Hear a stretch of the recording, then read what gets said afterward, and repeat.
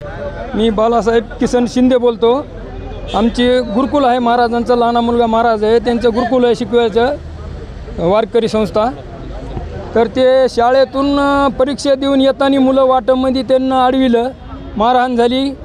पुन्हा दुसऱ्या वेळेस गुरुकुलमध्ये येऊन सुद्धा दुसरा हल्ला केला। त्यानं पकवाचं फोल्डे ग्रंथ फेकून दिले, पेट्या फोल्ड्या पोरायच्या। पुन्हा आम्ही हे झालेले होतं, पाहुणी वारलेली होती आमची, त्या मातीला गेलेले होतं आमचे सगळे घरचे। घरी कुणीही नसताना नुसत्या मुलावर हल्ला झाला। एक लेडीज होती, ती बी 2 जीवाची गरोदर असल्याने तिला ढकलून दिलं, तिला डोकं फुटलंय। पुन्हा दुसरी गोष्ट, आम्ही तिकून मोतीहून मी आलो, त्यानंतर त्यानं जमाव करून येऊन तिथं रोडवर बसले आडुशाला आणि मला बाहेर बोलवून घेतलं। तर मी मध्यस्थी केली की हात जोडून पाया पडून त्यांना सांगितलं की तुमचे लेकरं आहेत, आमचे लेकरं जे झालंय ते सोडून द्या, तर तुम्ही तुमचं जा, आम्ही त्यांना सांगतो काय लेकरं आहेत ते। तर इतक्यातून बी त्यानं नाही केल्यामुळं त्यानं एकदम माझ्यावर हल्ला केला। तर माझ्यावर ज्यावेळेस मार लागला फरशीचा, 2 जणांच्या काट्या मी असे ताळल्या, तर तिसऱ्यानं फरशी माझ्या डोक्यात घातली।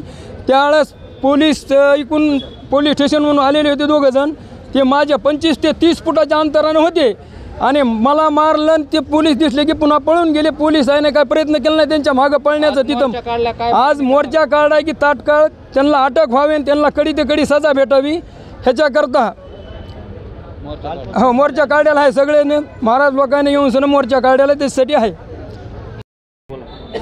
काल श्री क्षेत्र नर्मदेश्वर गुरुकुलचे विद्यार्थी सर्व आपल्या आश्रमातले राहणारे परीक्षेला गेले होते आणि परीक्षेहून येत असताना सुमारे 11:40 आसपास वाटेत येत असताना त्यांनी 2 जणांनी सिद्धेश्वर पाटी या चौकामध्ये गुरुकुलमधील मुलांना अडवलं, त्यांचं शालेय साहित्य हिसकावून घेण्याचा प्रयत्न केला आणि ज्यावेळेस मुलांनी देण्यास नकार दिला त्यावेळेस त्यांनी मुलांना शिवीगाळ केली आणि मारहाण केली।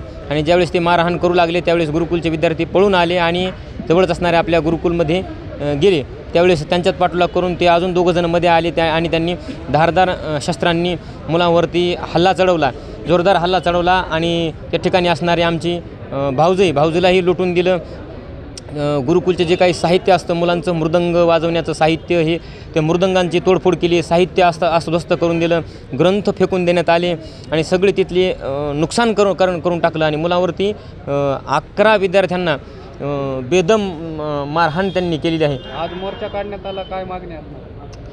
11 विद्यार्थ्यांना त्यांनी मारहाण केली। ज्यावेळेस आम्ही एका अंत्यविधीसाठी गेलो होतो, ज्या ठिकाणी तिथं पोहोचलो आणि मुलांना ज्यांना मारहाण झाली त्यावेळेस मी मुलांना दवाखान्यात घेऊन गेलो, त्यावेळेस त्यांनी त्यावेळेस उरलेल्या मुलांवरती आणि माझ्या वडिलांवरती त्यांनी 3रा हल्ला चढवला। त्या ठिकाणी एक सिद्धेश्वर चौकामध्ये, एक गुरुकुलमध्ये पहिला आणि 12:30च्या आसपास त्यांनी गुरुकुल 12:30च्या नंतर त्यांनी गुरुकुलमध्ये 3रा हल्ला केला। ज्या ठिकाणी माझे वडील होते, वडिलांनी त्यांना थांबवण्याचा प्रयत्न केला तर वडिलांनाही त्यांनी जबर मारहाण केलेली आहे। वडिलांच्या डोक्यामध्ये मोठी फरशी त्यांनी हे केली, फोडली आणि जबर त्यांनी गुरुकुलचं नुकसान केलेलं आहे। मुलं सध्या भयभीत अवस्थेमध्ये आहेत।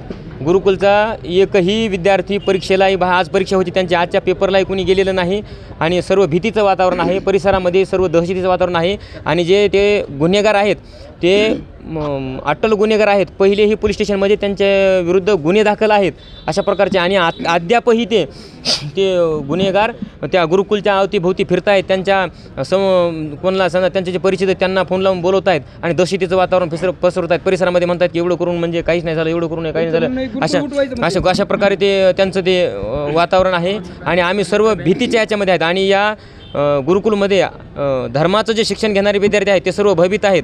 त्यांनी असं होऊ नये। प्रशासनाची काय मागणी असणार आहे? मोर्चाची मागणी एकच मागणी आहे की त्यांना त्वरित अटक करावं आणि आम्हाला सुरक्षित करावं, जेणेकरून भीतीनं घाबरून ही मुलं गावाकडे जाऊ नयेत आणि वारकरी संप्रदायाचं शिक्षण बंद होऊ नये, एवढीच प्रशासनाला काळजी घ्यावी ही विनंती आहे।